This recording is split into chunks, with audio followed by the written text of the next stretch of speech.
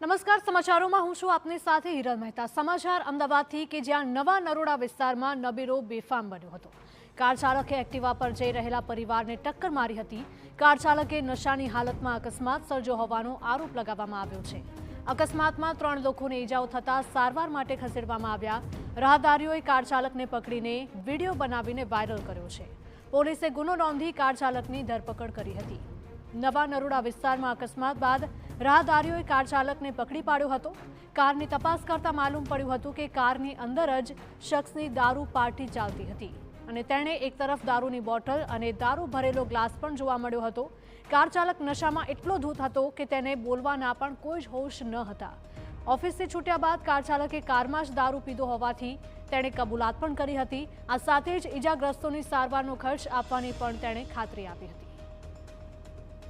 Office में निकला था बाहर आके ऑफिस में भी गया ऑफिस में कोई दिक्कत नहीं। मतलब गाड़ी में बैठ के पी रहे? गाड़ी भिड़ गई नहीं, गाड़ी भिड़ गई, गलती से गाड़ी भिड़ गई। हमारी कोई ऐसे कोई मिस्टेक नहीं था यार, गलती से नहीं लग गई। आप दारू पिए हो? अरे भले में नहीं वैसे मैं गलती ऐसे ऐसे करता हूँ यार, मैं ऐसे करता हूँ। अरे पुलिस केस करने का है। कर दो भैया, कोई दिक्कत नहीं। मैं उनके बच्चों का दवाई का सब कुछ जिम्मेदारी मेरी है। જો કે અકસ્માત બાદ પોલીસ અને રાહદારીઓ વચ્ચે ઉગ્ર બોલાચાલી થઈ હતી। પોલીસે આરોપી કાર ચાલકને બચાવ્યો હોવાનો આરોપ લગાવ્યો છે। મહત્વનું છે કે નશામાં ધૂત કાર ચાલકે કોંગ્રેસ નેતા જગદીશ ઠાકોરના પુત્ર ઉપર પણ ગાડી ચલાવવાનો પ્રયાસ કર્યો હોવાનો આરોપ લાગ્યો છે। ત્યારે પોલીસની બેદરકારીના લીધે ધારાસભ્ય અમૃતજી ઠાકોરે પણ પોલીસની કામગીરી ઉપર સવાલો ઉઠાવ્યા છે।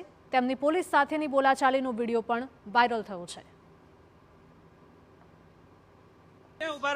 પોલીસ આરોપીને કલાકથી ગાડીમાં લઈને બેસી છે। हाँ અને કોઈ પોલીસ સાહેબ પોલીસ મિલી ભગત કઈ આરોપીને બચાવે।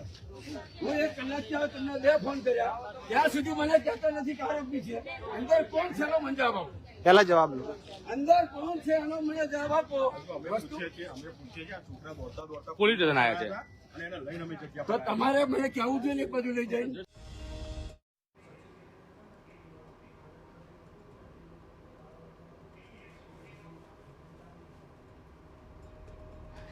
સંવાદદાતા મિહિર જોડાયા છે વધુ અપડેટ સાથે। મિહિર, જણાવશો કે એક તરફ તો દારૂના નશામાં ધૂત અને બીજી તરફ અકસ્માત સર્જ્યો, પોલીસ શું કાર્યવાહી કરશે?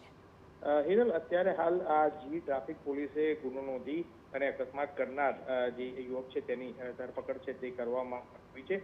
ઘટના ગત મોડી રાત નરોડા સિવિક સેન્ટર પાસે આ કાર ચાલક અકસ્માત સર્જ્યો હતો। નશાની હાલતમાં જે એક્ટિવા ઉપર રહેલા જે એક જ પરિવારના 3 લોકોને ટક્કર મારી હતી અને ઈજાગ્રસ્ત છે તે થયા હતા। આ કાર ચાલકે કોંગ્રેસના નેતા જગદીશ ઠાકોરના પુત્ર ઉપર પણ ગાડી ચલાવવાનો પ્રયાસ કર્યો હોવાના આક્ષેપ છે તે કરવામાં આવ્યા છે।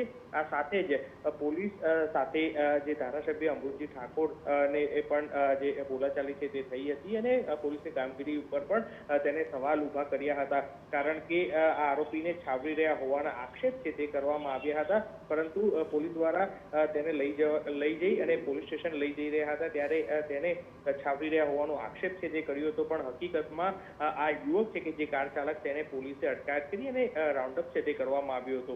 હાલ આ ઘટનાને લઈને જી ટ્રાફિક પોલીસે એમવી એક્ટ અને અકસ્માતના નવા કલમ હેઠળ ગુનો નોંધી અને કાર્યવાહી છે તે હાથ ધરી છે।